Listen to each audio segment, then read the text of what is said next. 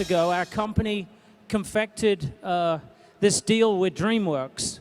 And the objective for our company is to bring a fantasy to families who come visit us in the holiday seasons, whether it be summertime or whether it be at the Christmas time. Tonight, we are here to celebrate the regional premiere of this great movie, Puss in Boots. Come on up.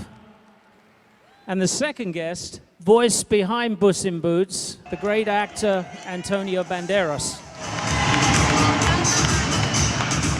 Hello, Texas. We're so happy to be here. Tickle, tickle, tickle, tickle.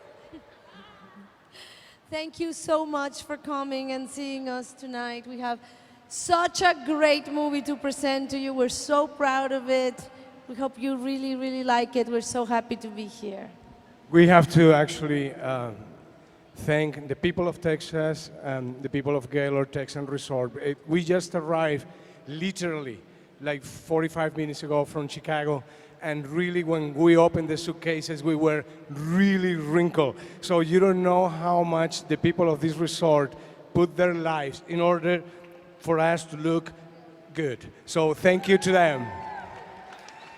I understand that this is cattle land, and there is probably a lot of milk.